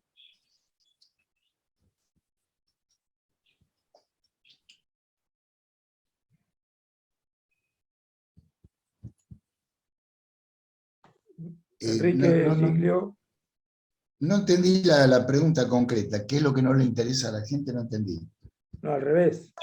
No sé cuánto se pone en el tapete, o cuánto está en el interés de la gente el tema de estar tratando el sistema de salud, ¿no? Cuánto le interesa la reforma, si la gente lo tiene presente o no, a pesar de que, o sea, digamos, muchas vidas se han salvado gracias a este sistema de salud pública que tenemos y a las mejoras que se hicieron, la importancia que tiene en la vida de cada uno el tema de que podamos reformar el sistema de salud. ¿Cuánto se habla de esto? ¿Cuánto se habla para que la gente tenga conciencia? A eso me refiero. Mira, fueron 2 años y medio durísimos. Cuando se acercaron las últimas elecciones, que perdimos, para mí, percepción era natural que Daniel Goyán, que había sido el ministro de la provincia de Buenos Aires, un hombre muy fogueado, que ya había sido ministro de la Nación, iba a ser el candidato que dé el debate y que iba a ser un punto de la agenda del sistema de salud. Eso no ocurrió. Toda la prensa le cayó a Daniel de manera brutal por una frase desafortunada, y lo pusieron a discutir si él había dicho o no que había que ponerle platita en el bolsillo a la gente, y la platita, y la platita. No se pudo realmente discutir el sistema de salud y todos los méritos de los avances que se habían dado en los hospitales, incluidos los 900 compañeros trabajadores de la salud fallecidos, ¿no? Dato nada menor. Entonces, lo que impusieron en la agenda respecto de la pandemia fue si había habido o no habido un vacunatorio VIP, y el resultado del parate de la economía fue que la gente estaba empobrecida, no es lo que esperaba. Bueno, el hecho concreto, a pesar de muchas acciones que se tomaron, como pagar parcialmente los sueldos, subsidiar a la asignación universal por hijo, muchos mecanismos que hay de auxilio a la pobreza en la Argentina. A pesar de eso, hubo 4 millones de votantes menos para el Frente de Todos. O sea, no es que perdimos porque sacaron más votos, tuvieron más apoyo el grupo del proyecto de Macri, el proyecto del neoliberalismo, sino que mucha gente se desmovilizó, y en los sectores más necesitados, porque realmente la carencia económica y la propaganda, yo creo que sí hicieron estragos en ese sentido. No está terminada la situación, porque hay, de hecho, un empate, y nosotros seguimos, como se demostró en el Congreso cejando por que esta experiencia que hemos vivido nos impulse hacia una transformación. Igual no la tenemos fácil, no la tenemos fácil. Pero nunca tuvimos una acumulación de organización y de actores como las que tenemos en este momento. Con Palmira Garda nos conocemos de una de las usinas de este trabajo político, que es el Instituto Patria, y nunca tuvimos una organización que desde lo político peleara por la transformación como tenemos en este momento. También hemos podido avanzar por fuera de lo que es la política en debatir e incorporar muchos actores relevantes, como la propia SICOP, el grupo de los 15 puntos. Sobre todo la vida académica está a favor de esta reforma. Yo creo que es cierto que no hemos llegado a la solución de esto, que es la movilización popular. Si nosotros mañana tuviéramos 2 millones de personas en la calle pidiendo que la Suprema Corte de Justicia deje de obstruir todo lo que se hace y liberar a nuestros presos políticos, porque tenemos presos políticos, en esta situación de empate tenemos presos políticos que llevan años detenidos. Entonces, si nosotros pudiéramos desbloquear esto con la movilización popular, probablemente las cosas cambiarían, que es lo que ha tenido en muchas ocasiones la política argentina, y el peronismo en particular. Entonces, ¿qué le puedo decir, compañera? Continuará. Apelaremos a más que al saber marxista, apelaremos a nuestros genes gallegos y tendremos tenacidad en la lucha y en nuestros principios. Así que eso es lo que podemos ofrecer. Liliana quería hacer una pregunta también. Tenemos un liderazgo muy importante que se pronunció por la reforma, que es el de Cristina Kirchner, que tiene sus más y sus menos, pero no es poco tener liderazgo político de ese calibre, planteando la necesidad de la reforma sanitaria. Perdón. Liliana, y después viene Palmira. Sí. Hola Palmira, tantos años. Esta es una de las cosas que le tengo que agradecer a la pandemia, ver amigos. Yo quería preguntar algo muy concreto. Porque lo ignoro, y por ahí ustedes lo dan por sentado, ¿se coordinó se coordinaron las camas libres o posibles del sistema público, de las obras sociales, de los hospitales municipales. O sea, eso se centralizó en lo que, Sí, en la sala de situación. sí. O sea, ¿cómo se hizo Absolut- esa coordinación? Sí, Absolutamente sí. bien. Y la segunda En el cosa, hospital, bueno, después te cuento qué hicimos en el hospital con eso. bueno, Ya, y la segunda, una cosa más, compañera. Toda la informática para esa coordinación y toda la informática con la que se organizó una colosal campaña de vacunación no fue privatizada, fue propia de los trabajadores del Ministerio de Salud de la Provincia de Buenos Aires y se hizo en coordinación con el Ministerio de Salud de la Nación. Y hubo elementos de coordinación muy importantes, ya te digo, con la obra social esta tan grande de la provincia de Buenos Aires, y hubo coordinación, por ejemplo, la campaña de vacunación, todos los que eran pacientes internados en residencias de adultos mayores, lo tomó la obra social de los mayores, que se llama PAMI, el de los maestros y policías lo tomamos nosotros, los de la obra social provincial, y la población abierta se trabajó muy bien con las comunidades, sus organizaciones. Hubo episodios dramáticos cuando entró la pandemia en barrios carenciados enormes, como la Villa Azul, y ahí hay la verdad que es difícil transmitir lo que hemos vivido estos 2 años, pero la verdad que recuerdo algunas cosas y me da mucha emoción, como fue eso de los compañeros trabajando ahí en la Villa Azul. Fue tremendo. no me cabe la menor duda de que debe haber sido tremendo y que los resultados fueron extraordinarios. Bueno, la otra pregunta que quería hacerles es si tienen en vista,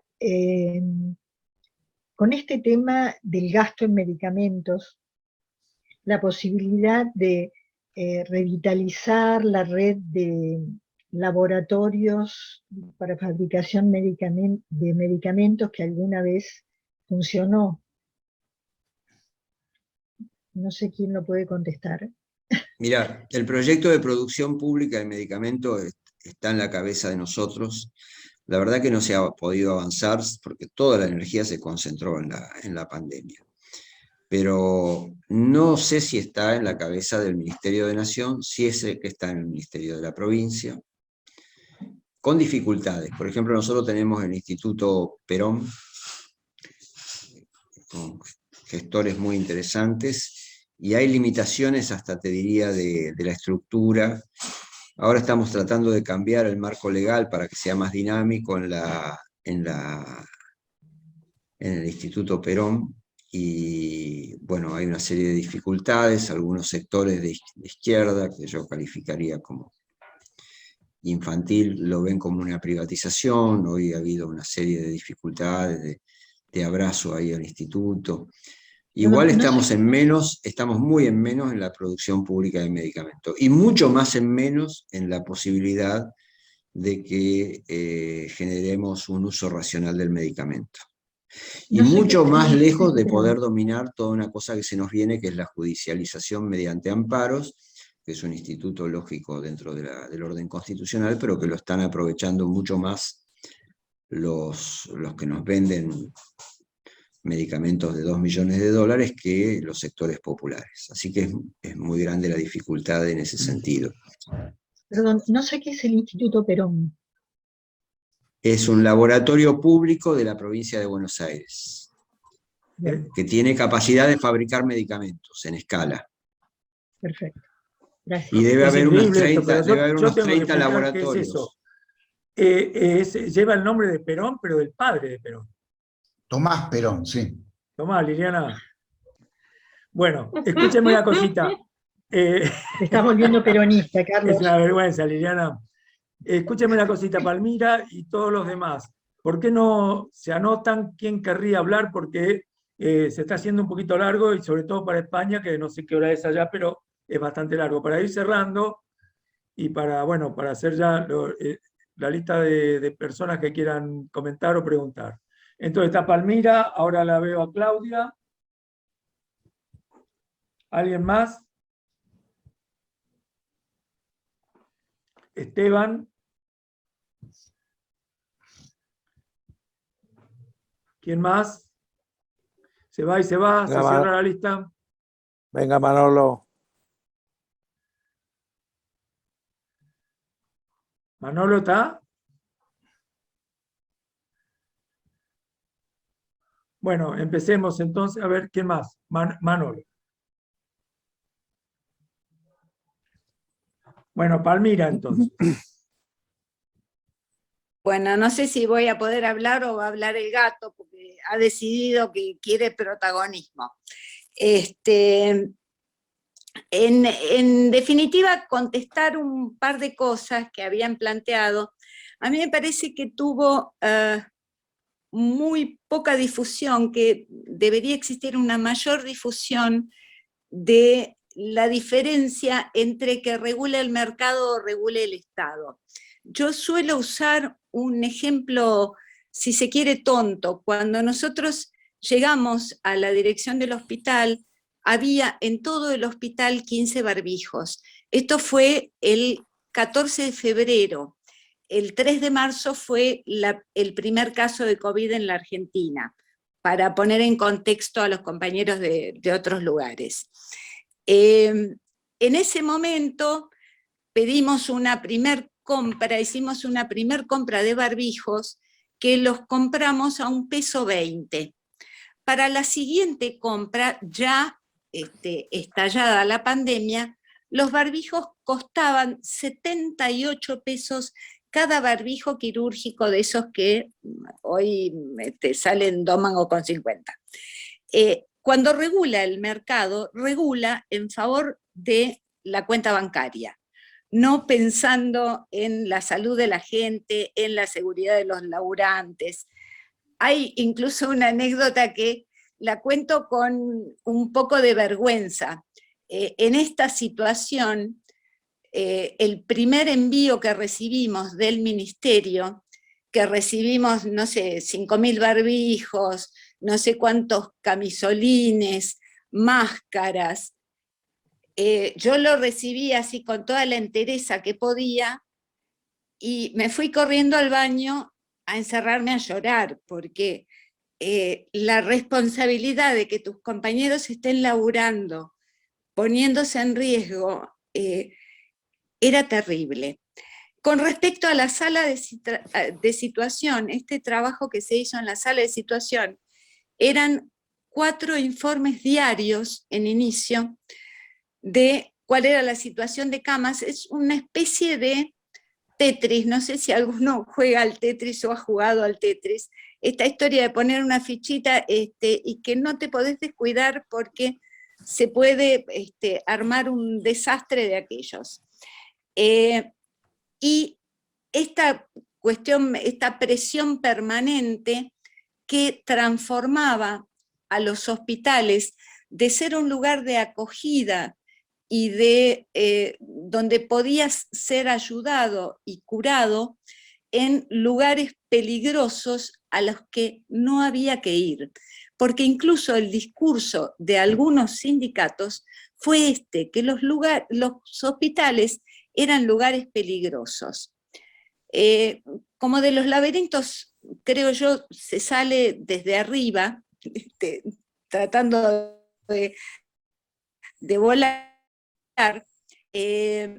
Nosotros usamos distintas estrategias, además del seguimiento telefónico, este chequeo permanente de los pacientes que estaban en domicilio, atravesando el aislamiento, coordinar con los municipios los centros de aislamiento para aquellas personas que no tenían viviendas que permitieran sostener este aislamiento.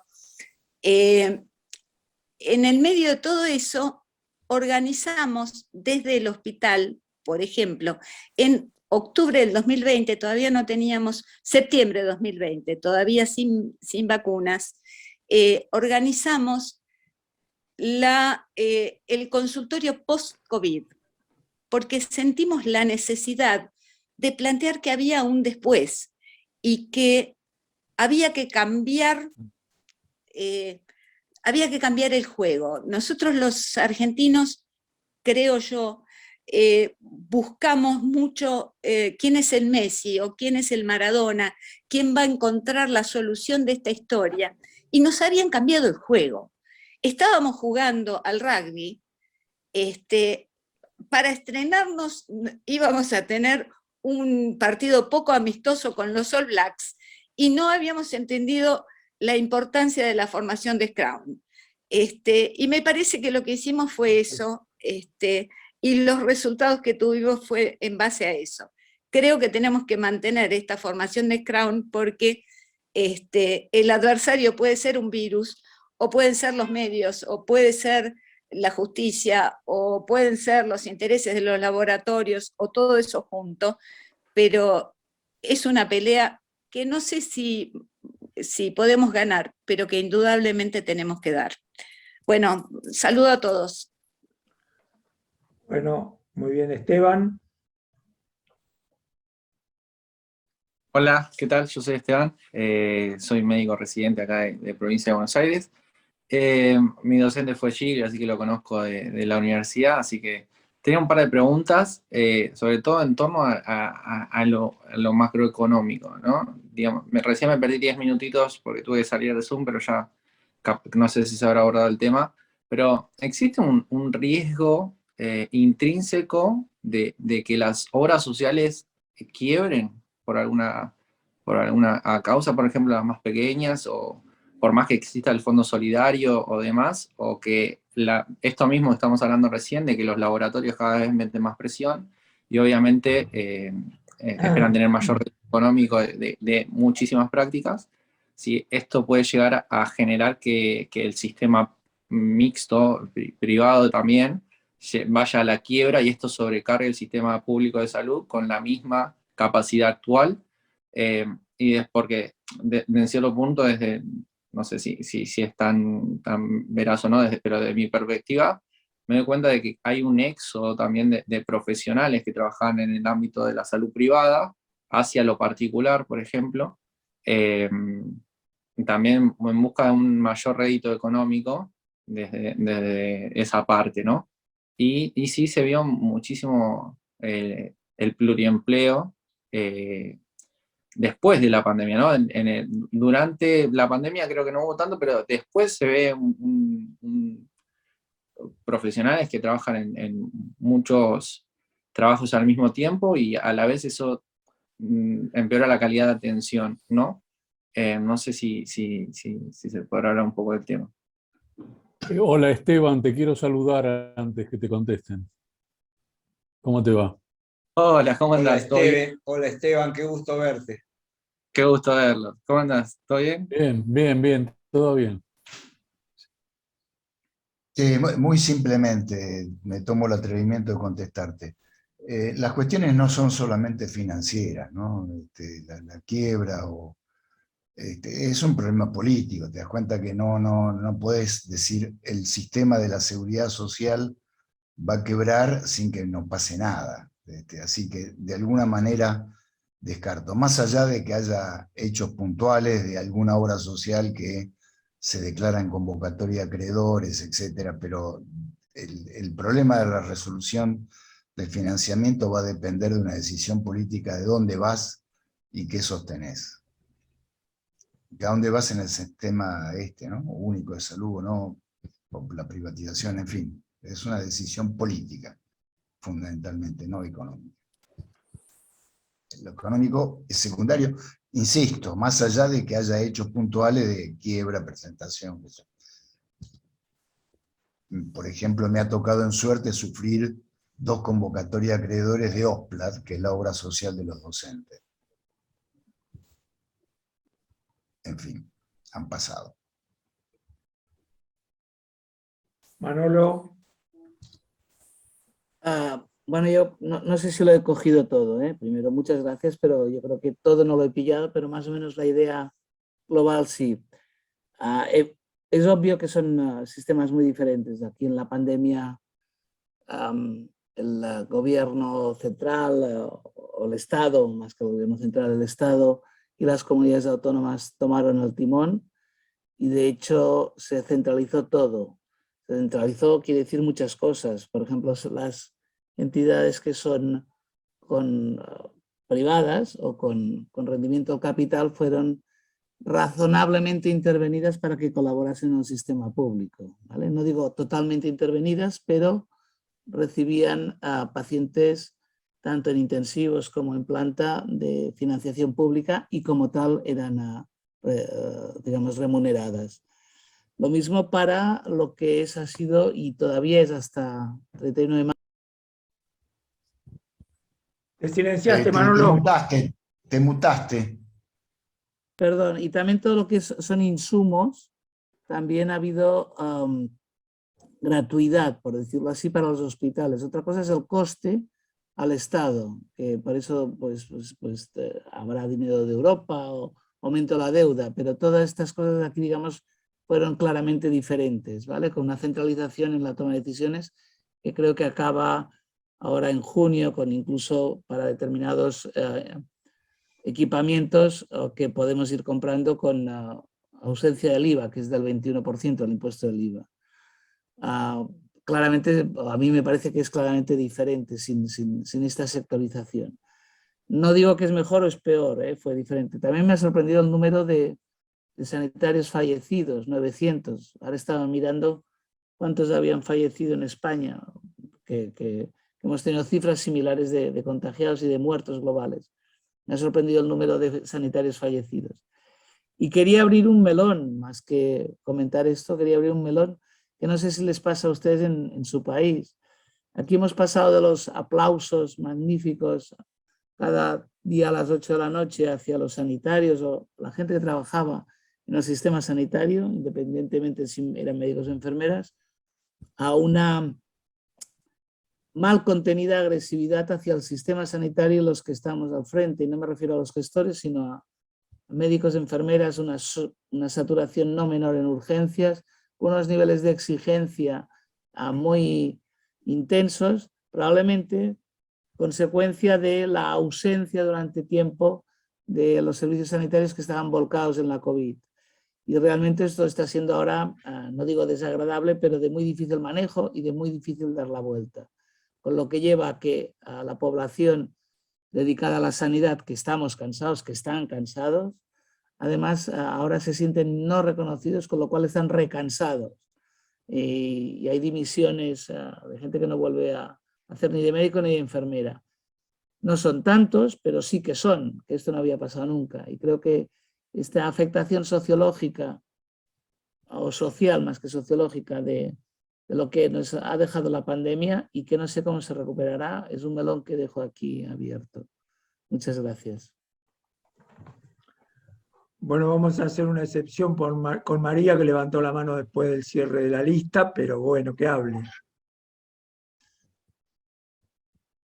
Está mutada, María. Perdón. Quería solo hacer una pregunta, que es, más allá de la disminución de la contagiosidad y de muertes por COVID, ¿cuál es la variable que ustedes creen que determina que muchos sectores declaren el fin de la pandemia?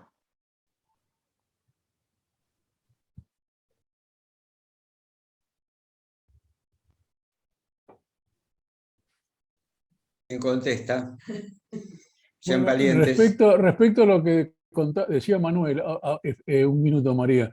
No sé si Giglio o Enrique quieren después decir algo. Sí, acá también se vive eso con respecto al personal de salud, ¿eh? Eso mismo que vos estás contando, ese cambio social increíble, pero bueno, habrá que estudiar las razones, ¿no? Pero se vive, sí.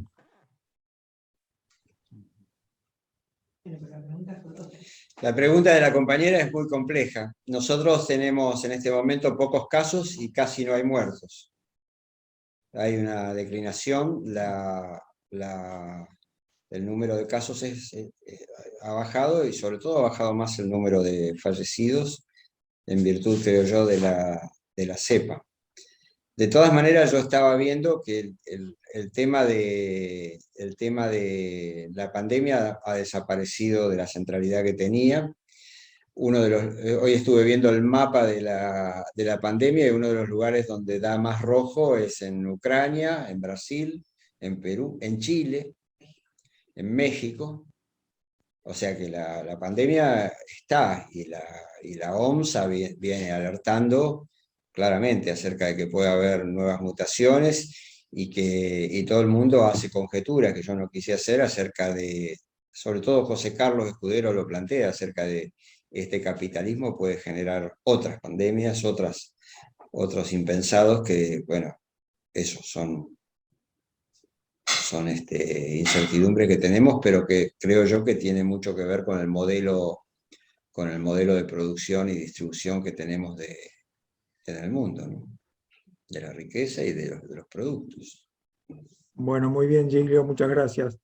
Bueno, yo Muchas para gracias. cerrar, a mí me parece muy bien el resumen que hizo toda la charla, el recorrido histórico que hizo Giglio, y el resumen final que hizo Enrique, de cuáles son las cosas que se pueden, a ver, como puntualizar.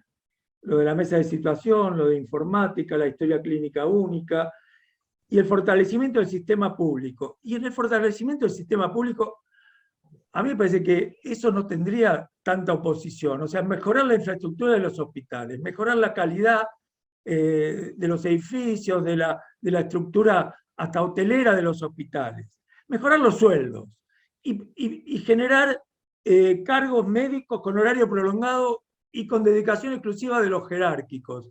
A mí me parece que esas medidas son revolucionarias y no tendrían oposición en la población, por lo menos en lo inmediato, en la opinión pública. Después sí van a aparecer las clínicas a oponerse porque en la medida en que el hospital les es competencia, bueno, le van a hacer la guerra. Pero es lo primero que hace el sistema neoliberal. Hacer que el hospital pierda calidad en todos los niveles. Bueno, nada más, quería por lo menos desahogarme un poquito. Y muchísimas gracias, Giglio, muchísimas gracias, Yo Enrique. quería agregarte algo, Y Carlos, respecto no, a lo- si alguien quiere decir algo más, y sobre todo, Sí. Claudio, por ahí un cierre. Con respecto, ¿puedo decir algo? Sí. Con respecto a eso que vos decís, yo estuve en el plan de salud de La Pampa, en General Pico, y el hospital, además de tener en un plan de salud en los años 70, además de tener médicos con dedicación exclusiva, éramos médicos con dedicación exclusiva.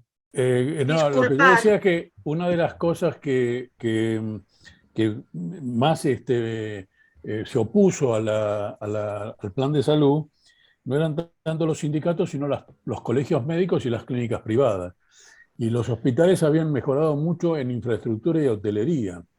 Tanto es así que la clase media comenzó a irse a atender al hospital porque tenía horario prolongado, porque tenía una buena infraestructura, y las clínicas empezaron inmediatamente, que es un poco lo que estaba diciendo Carlos. Eso nomás, ¿no? Una experiencia personal.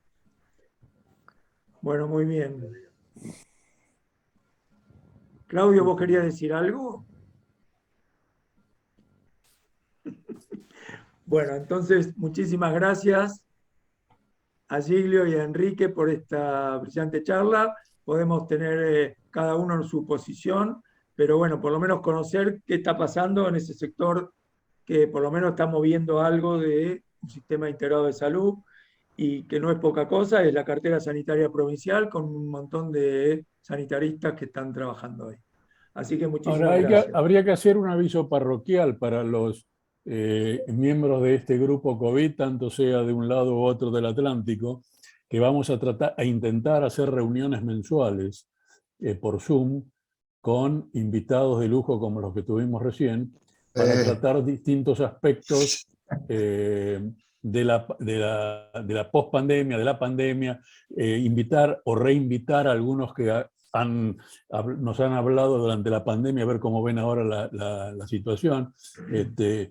No serán semanales, aparentemente los que se están organizando quieren hacerlo en forma mensual, así que quedan todos convocados y alertas para cuando reciban la invitación.